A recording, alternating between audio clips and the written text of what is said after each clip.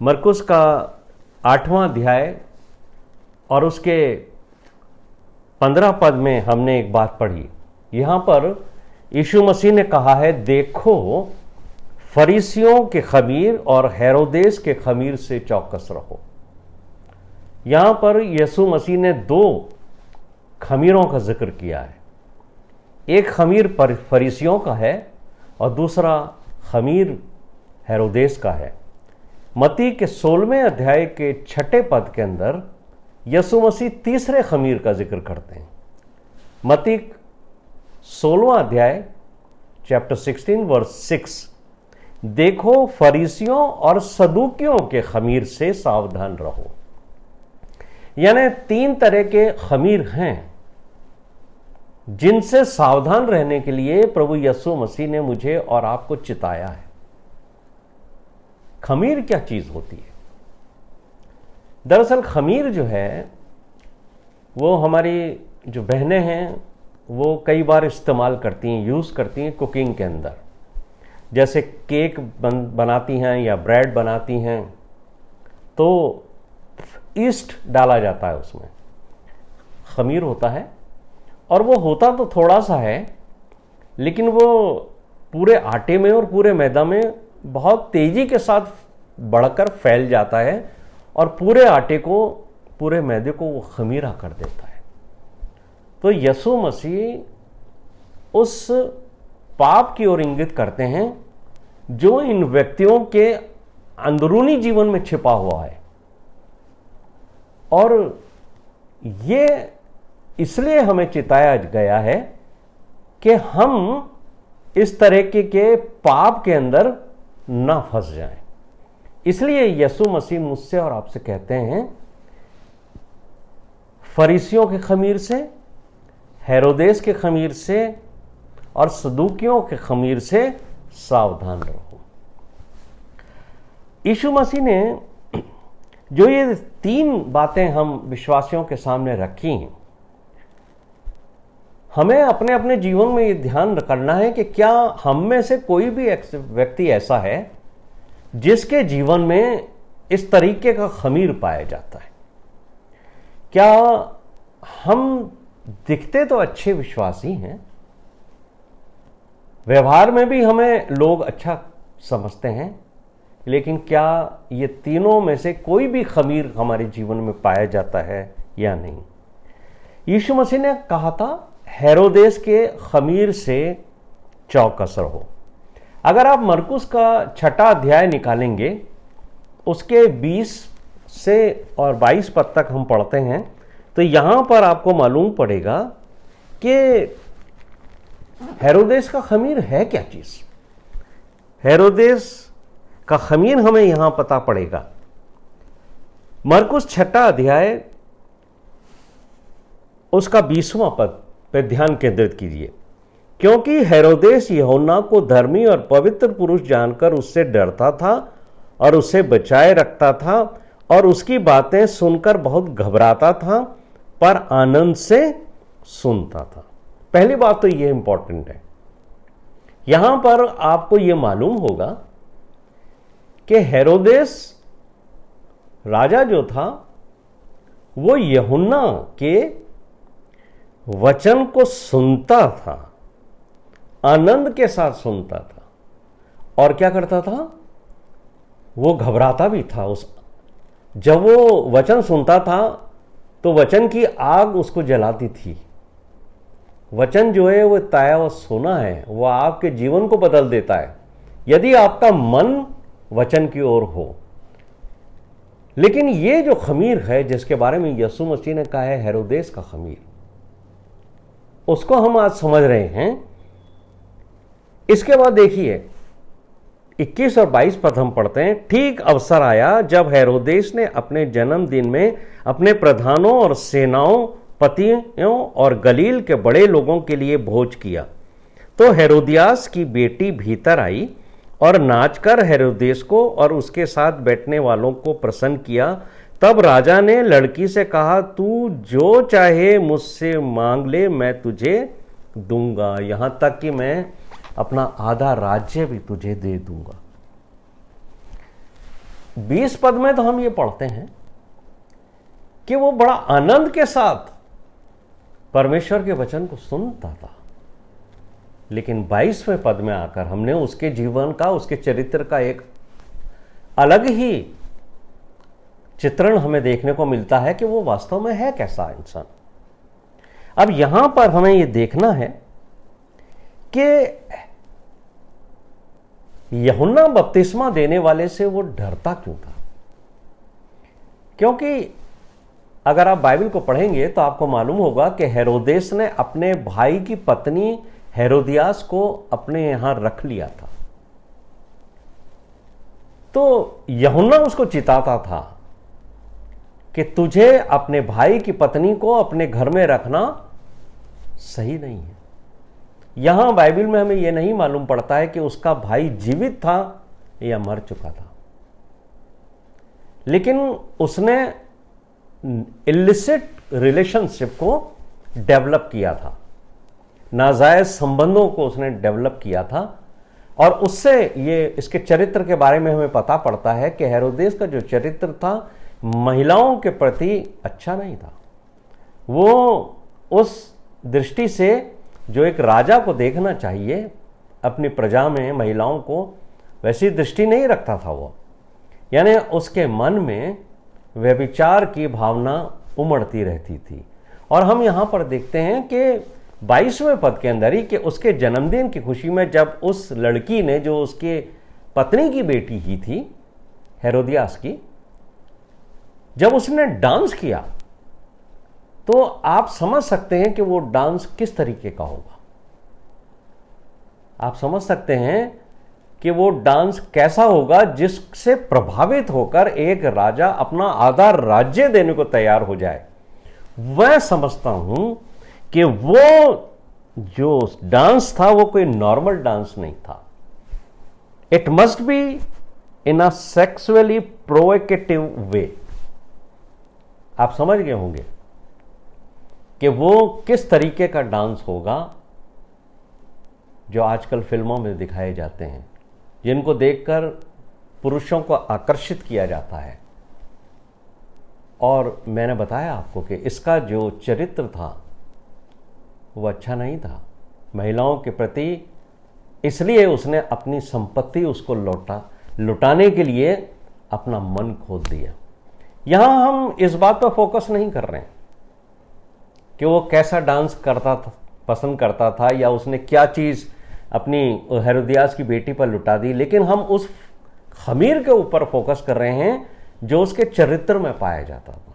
वो खमीर आज मसीहों के अंदर भी पाया जाता है। और वो खमीर मैं आपको बताना चाहता हूं कि यदि कोई भाई या कोई भी बहन रविवार को आराधना में चर्च आते हैं और वो हमारे प्रिय पास्टर अर्पण तरुण साहब का संदेश सुनते हैं, प्रभावित होते हैं, और उनका मन बहुत कायल होता है कि ये संदेश निश्चित तौर से कई लोगों के जीवन को बदलेगा। और वो उनसे कहते भी हैं कि पास्टर जी, आज का संदेश इतना जबरदस्त संदेश था कि मुझे लगता है कि आज तो बहुत सारे लोगों का हृदय टूट गया होगा, बहुत सारे लोगों का जीवन बदल गया होगा। लेकिन वही व्यक्ति अपने घर पर जाकर 1 घंटे के बाद अपने ड्राइंग रूम में बैठकर गंदी फिल्में देखता है।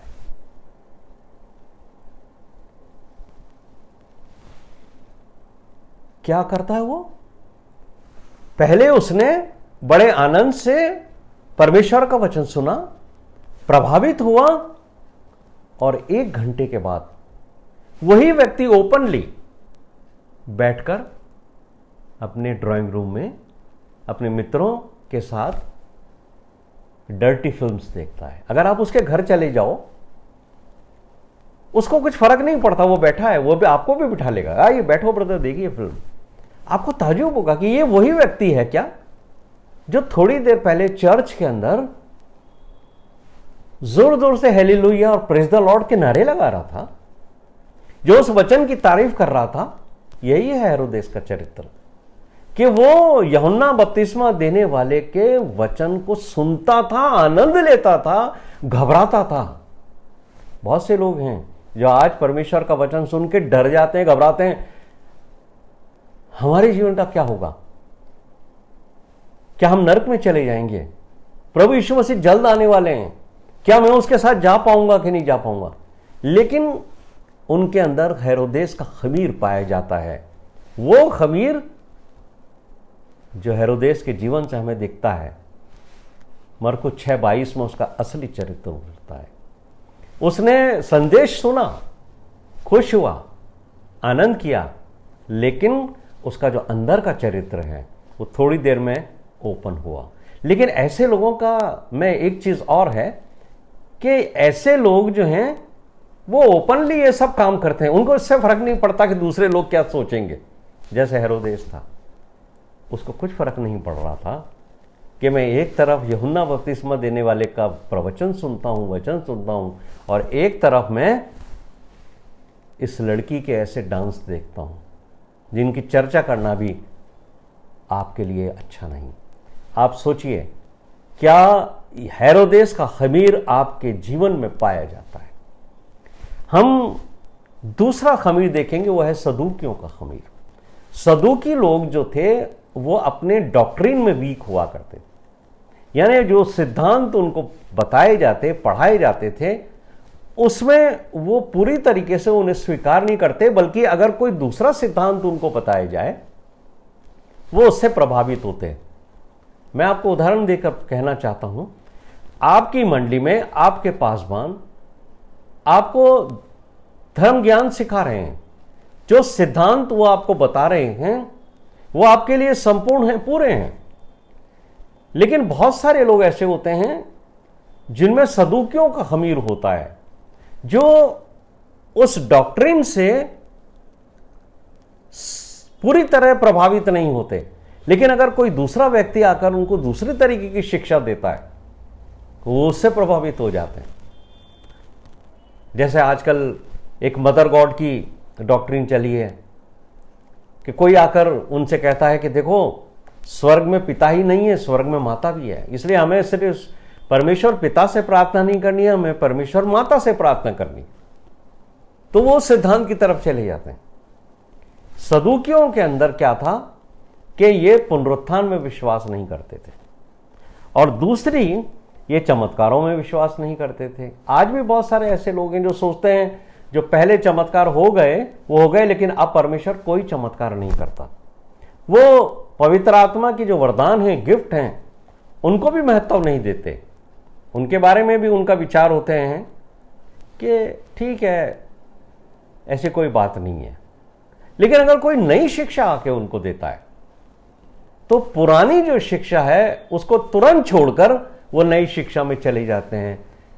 लिबरल होते हैं ऐसे लोग। हमें अच्छा लगता है ये शब्द लिबरल होना, लेकिन एक मसीही का धर्म के सिद्धांतों में डॉक्ट्रिनल वीकनेस शो करती है उसको, कि उसने अभी तक परमेश्वर के वचन को सही तरीके से स्वीकार नहीं किया है।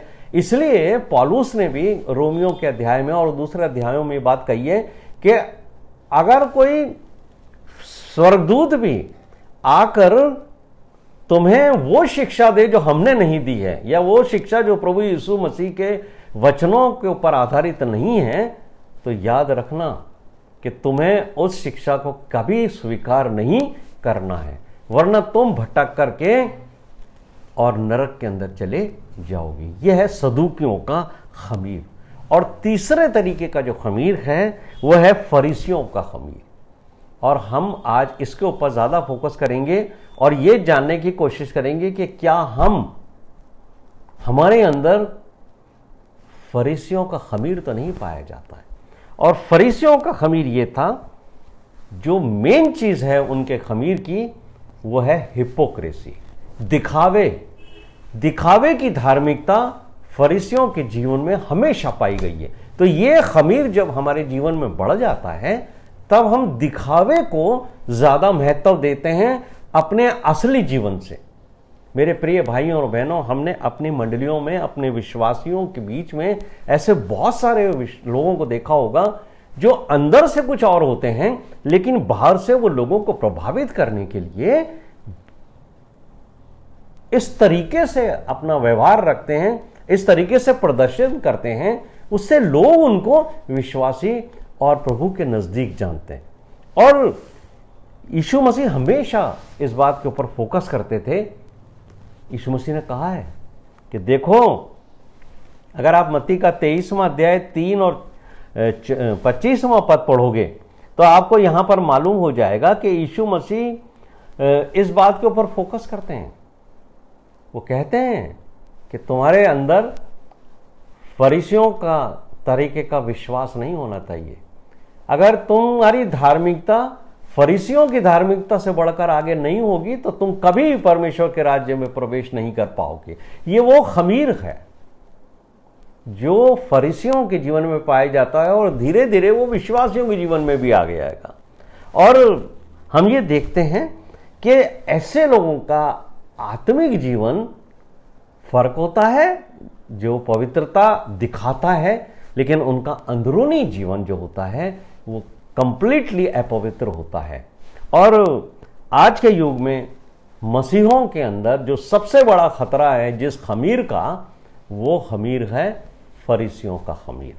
तो आज हम जितने लोग यहाँ इस वक्त सुन रहे हैं वो इस बात पर अपना फोकस करें कि क्या मेरे अंदर ये बातें हैं जो फरीसियों के जीवन के अंदर हुआ करती थीं। तो यहाँ पर हम कुछ बातों को देखेंगे। फरीसी लोग जो थे वो अक्सर ऐसे लोगों का रेफरेंस देते थे ताकि उनका जीवन जो है लोगों को प्रभावित करे।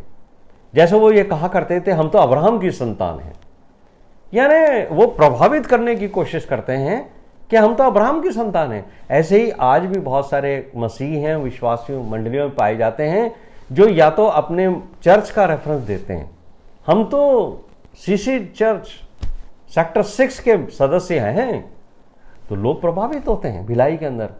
अरे अच्छा, आप सीसी सेक्टर के, इसका मतलब आपका जीवन तो बहुत अच्छा होगा, पवित्रता से भरा हुआ होगा। अब उनका जीवन क्या है वो तो परमेश्वर जानता है, वो स्वयं जानते हैं। लेकिन बाहरी तौर से किसी को प्रभावित करने के लिए आप कहें मैं तो फलाने बिशप का रिश्तेदार हूं, पहले उनका नाम लेते हैं। आपको मालूम है मैं कौन, मैं उनका या किसी पास्टर का रेफरेंस देते हैं ताकि लोग उनकी वजह से उनको धार्मिक जाने। यानी उनके अपने जीवन में कुछ नहीं है लेकिन वो दूसरों के आड़ में अपने आप को पवित्र समझने रखते हैं। और यही है वो चीज जो हमें बताती है कि अगर ऐसा चरित्र हम अपने अंदर रखते हैं तो हमारे अंदर भी फरीसियों का खमीर है।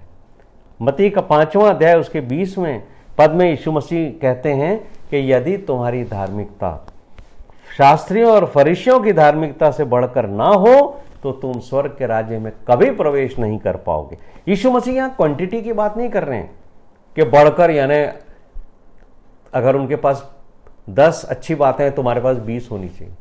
यीशु मसीह क्वालिटी की बात कर रहे हैं। यीशु मसीह क्वांटिटी के ऊपर कभी फोकस नहीं करते हैं। और परमेश्वर के लोग जो हैं वो भीड़ के ऊपर फोकस नहीं करते, वो लोगों की उस इच्छा पे फोकस करते हैं कितने लोग हैं। अगर एक व्यक्ति भी परमेश्वर का वचन सुनना चाहता है तो परमेश्वर की पवित्र आत्मा उस व्यक्ति को उभारती है कि इसे परमेश्वर का वचन सुनाओ। तो फरीसियों का जो बाहरी जीवन था वो व्यवस्था के अनुसार तो बहुत अच्छा था, यानी वो धार्मिकता के अनुसार जीवन व्यतीत करते थे। बाहरी जीवन में वो दिखाते भी थे कि देखो हम हर एक नियम के ऊपर चलते हैं। जो हमने आज पढ़ा मत्ती का जो 23वां अध्याय हमने पढ़ा 13 से 28, उसमें बार बार जो है एक शब्द का इस्तेमाल किया गया है, हाय तुम पर। अगर हम हिंदी का ये शब्द पढ़ते हैं तो हमें थोड़ा अच्छा नहीं लगता है, लेकिन अगर उर्दू में आप इसे पढ़ें तो वहां पर जो शब्द का इस्तेमाल किया गया है अफसोस तुम पर, वो इंग्लिश में जो वर्ड किया। यीशु मसीह हाय से हमें लगता है कर्स दे रहे हैं, यीशु मसीह कर्स नहीं दे रहे हैं। वो दुख प्रकट कर रहे हैं कि तुम्हारा जीवन कैसा है, तुम अंदर से कैसे हो और बाहर तुम लोगों को दिखाने के लिए किस तरीके से अपना जीवन व्यतीत करते हो। आप कैसे पहचानेंगे कि ये व्यक्ति के अंदर फरीसी का खमीर है? आप देखिए, कभी आपने प्रार्थना सभाओं को अटेंड किया हो जहां बहुत सारे लोग बैठकर एक प्रेयर ग्रुप में प्रार्थना करते हैं, तो हम एक समय के अंदर कुछ पॉइंट्स होते हैं जिनके ऊपर प्रार्थना करते हैं। जैसे मेरा प्रार्थना करने का तरीका है, मैं हर व्यक्ति के साथ 5 ही मिनट प्रार्थना करता हूं, और जो मुख्य बातें जो हमें आवश्यकता है उस व्यक्ति को है, मुझे उसके लिए प्रार्थना करनी। लेकिन जिस व्यक्ति में फरीसी का खमीर है, अगर आपने उसको बोला कि इस के ऊपर आप 2 मिनट प्रार्थना करिए, वो व्यक्ति उसके ऊपर 10 मिनट 15 मिनट तक प्रार्थना करके आपको प्रभावित करना चाहेगा कि देखो मेरे पास कितना बाइबल का ज्ञान है। और कई लोग तो प्रार्थना में कई पदों को बोलते हैं, बाइबल के पंक्तियों को बोलते हैं, बड़े बड़े रेफरेंसेस बोलते हैं। किसको सुनाते हैं? परमेश्वर को, उस पवित्र आत्मा को जिसने बाइबल को लिखा है। ये तो गुरु के साथ गुरु उस्तादी करने वाली बात है नहीं, वो आपको सुनाते हैं जो आप बैठे रहते हो पास में, ताकि आप जानो कि ये कितनी लंबी लंबी प्रार्थनाएं करते हैं। ऐसे व्यक्ति जो बाहर बड़ी लंबी प्रार्थना करते हैं, वो जब पर्सनली अपने लिए बैठते हैं प्रार्थना करने, तब उनकी प्रार्थनाएं बहुत छोटी होती है, उनके पास प्रार्थना का समय नहीं होता। इसीलिए यीशु मसीह ने कहा था मत्ती के 7वें अध्याय में भी कि देखो, 6ठे अध्याय में भी यीशु मसीह ने इस बात को कहा है मत्ती के, कि तुम दिखाने के लिए प्रार्थना मत करना जैसे फरीसी करते हैं, कि नुक्कड़ पे खड़े हो जाते हैं और बड़ी जोर जोर से दुआएं करते हैं ताकि लोग उनको धर्मी जाने, बल्कि तुम्हारी जो प्रार्थनाएं हैं वो सीधी, सच्ची और टू द पॉइंट होनी चाहिए, क्योंकि परमेश्वर हमारे मन को जानता है। मेरे प्रिय भाइयों और बहनों, मुझे और आपको ये देखना है कि हमारी धार्मिकता पे परमेश्वर की पूरी निगाह है, क्योंकि लोग तो हमें बाहर से देखते हैं, मनुष्य का रूप तो बाहर से दिखाई देता है, लेकिन परमेश्वर मन को जानता है। और ये जो फरीसी हैं, उनका जो जीवन होता है वो इस तरीके का होता है कि वो किसी को भी अपनी फेलोशिप में लेने के लिए पूरी कोशिश करते हैं, उनको आकर्षित करते हैं। और यीशु मसीह कहते हैं ना तो वो स्वयं प्रवेश करते हैं, और जो उनके साथ आ जाते हैं उनको भी प्रवेश नहीं करने देते। बाहर से कहते हैं कि हमें धन से कोई लाभ नहीं, हमें धन से प्रेम नहीं, लेकिन उनका मन धन में लगा रहता है। वो बाहर से तो क्या दिखावा करते हैं, लेकिन उम्मीद करते हैं कि हर एक व्यक्ति हमें आदर दे। ऐसे आज मंडली में बहुत सारे लोग हैं हमारे, वो दिखावे को बहुत पसंद करते हैं। वो चाहते हैं कि जब उन्हें इनवाइट किया जाए, उनको बड़े स्थान पर बिठाया जाए, उनका आदर किया जाए, उनको बड़ा सम्मान दिया जाए। आज ये आम बात हो गई है। अंदर से उनके मन में यही इच्छा होती है कि हमें आदर दें, उच्च स्थान के ऊपर बिठाएं। और यही है वो बात जो मुझे और आपको समझनी है, क्योंकि जो लोग हमारे बाहरी धार्मिकता को देखकर अगर वो हमारे साथ आकर परमेश्वर के पीछे चल रहे हैं, तो मेरे प्रिय भाइयों और बहनों, वो हमसे धोखा खाएंगे। क्योंकि आज बहुत सारे प्रचारक भी ऐसे हैं जिनके जीवन को देखकर नए जो परमेश्वर की ओर फिरकर परमेश्वर की सेवा करने वाले लोग आ रहे हैं, वो उनके रहने, उठने, बैठने, उनके तरीकों से प्रभावित हो जाते हैं कि अच्छा, परमेश्वर के पीछे चलने से इतनी धन संपत्ति मिलती है। क्योंकि आज आपने देखा है जो प्रचार करने वाले होते हैं बड़े स्टेज के ऊपर खड़े होते हैं, लाइटें वगैरह झमाझम चलती हैं उनके चारों तरफ, बड़ी महंगी गाड़ियों में घूमते हैं, बड़े बड़े मकानों में रहते हैं, ऐशो आराम करते हैं, और आपके पास आके कहते हैं हमारी मिनिस्ट्री के लिए पैसा दीजिए। आपके दान से एंजॉय करते हैं वो पूरा लाइफ में। तो ये जो नए लोग आ रहे हैं, उनके पीछे चलकर वो ना तो वो परमेश्वर को जानते हैं जो आपके पैसों से अपना जीवन आनंद से भर लेते हैं, और इनको भी वो यही सिखाते हैं कि देखो, अगर लोगों को उत्साहित करके झूठी मूठी गवाहियां दिलवाकर लोगों को इस बात का लालच देकर के अगर तुम प्रभु यीशु मसीह के पीछे चलोगे तो तुम्हारा घर प्रभु यीशु मसीह भर देगा पैसों से, तुम्हारे को मांगो। कई बार इस तरीके के कोटेशंस किए जाते हैं, अभी तक तुमने कुछ नहीं मांगा, यीशु मसीह ने कहा मांगो मेरे नाम से। तो ऐसे प्रचारक आपको उत्साहित करते हैं, प्रॉस्पेरिटी गॉस्पेल को प्रीच करते हैं कि तुम मांगो, एक अच्छा बंगला मांगिए तुम्हें मिलेगा, अच्छी कार मांगिए। यीशु मसीह के पीछे चलने वालों को यीशु मसीह ऐसे नहीं छोड़ देता कि वो गरीब रहे। यीशु मसीह चाहता है कि वो संपन्न हो। देखो अब्राहम को कितना संपन्न किया यीशु मसीह ने। मेरे प्रिय भाइयों और बहनों, ऐसे लोगों के पीछे चलकर हम अपने जीवन को नरक की राह में ले जा रहे हैं। यीशु मसीह ने अपने पूरे जीवन काल में कभी इस तरीके का वादा नहीं किया कि मेरे पीछे चलने वालों को आराम मिलेगा, धन मिलेगा, बड़े बंगले मिलेंगे, गाड़ियां मिलेंगी, कुछ नहीं कहा। बल्कि यीशु मसीह ने कहा जो मेरे पीछे चलेंगे उनको क्रूस उठाना पड़ेगा, वो सताए जाएंगे। यीशु मसीह ने कहा जिन्होंने मुझे सताया है वो तुम्हें भी सताएंगे। तो मुझे और आपको सताव के लिए तैयार रहना है। और यीशु मसीह यही कहते हैं कि अगर जो लोग फरीसियों को फॉलो करते हैं, फरीसियों के तरीके का जीवन फॉलो करते हैं, तो ना तो ये फरीसी जा पाएंगे स्वर्ग में और ना इनके पीछे चलने वाले स्वर्ग में जा पाएंगे। इसलिए इस खमीर से मुझे और आपको बहुत ही बचना है, क्योंकि ये स्वयं भी करप्ट हैं और जो इनके पीछे चल के परमेश्वर के नजदीक आने की कोशिश करते हैं ये उनको दूना नरकीय बनाते हैं। जो बात यीशु मसीह ने कही है कि ये उनको और करप्ट बनाते हैं, यानी उन लोगों में जिनमें फरीसियों का खमीर पाया जाता है वो एक ऐसे करप्ट वंश को आगे बढ़ा रहे हैं जो मसीहत के लिए एक तरह का दाग है। और ऐसे ही लोग गरीब लोगों को झूठे वादे देते हैं, कपड़ा और कंबल बांटने और भोजन बांटने के लिए जो है वो उत्साहित करते हैं और कहते हैं पीछे चलो, आपको ये मिलेगा, आपको वो मिलेगा। लेकिन इस खमीर से यीशु मसीह मुझे और आपको सावधान रहने के लिए कहते हैं। साथ ही यीशु मसीह कहते हैं हे कपटी शास्त्रियों और फरीसियों, अरे तुम्हारा जो बाहरी जीवन है वो तो अच्छा दिखता है, लेकिन तुम्हारा हृदय और तुम्हारा आंतरिक जीवन जो है वो उसके प्रति तो तुम बड़े लापरवाह हो। कैसा हृदय है तुम्हारा? बाहर से प्रेम दिखाते हो लेकिन अंदर तुम्हारे घमंड भरा हुआ है। अगर मेरा और आपका जीवन भी अगर ऐसा ही है कि हम बाहर से तो लोगों से प्रेम से बात करते हैं, लेकिन जैसे ही उनकी पीठ होती है हम उनकी बुराई करने लगते हैं, हम उन्हें तुच्छ समझते हैं।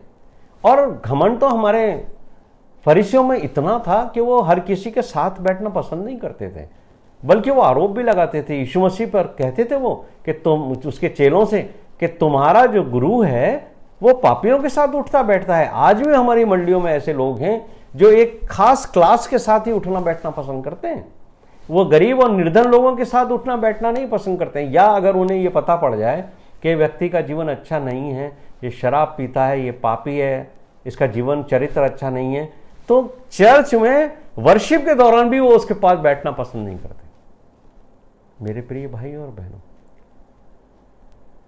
यह है वो खमीर जो आपको दूसरों से अलग करता है, जो आपको अंदर एक सुपीरियरिटी कॉम्प्लेक्स पैदा करता है कि तुम इन पापियों के संगति ना करो, ये पापी हैं, तुम धर्मी हो।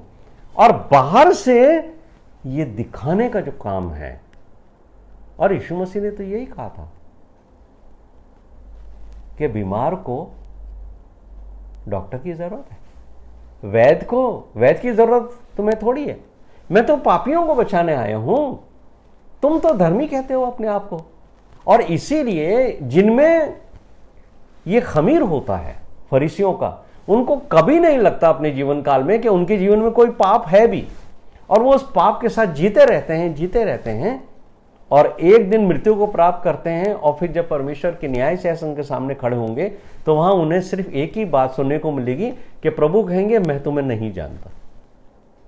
भले ही तुमने बड़ी बड़ी दुआएं करी हैं, तुमने दशमांश दिया है, तुमने भेंटें चढ़ाई हैं, तुमने गरीबों का भी कोई दिया है, लेकिन नहीं, तुम्हारा मन अंदर से बहुत गंदा है। मेरे प्रिय भाइयों और बहनों, मुझे और आपको परमेश्वर के सामने बहुत ही नम्रता, दीनता और भय के साथ आना है।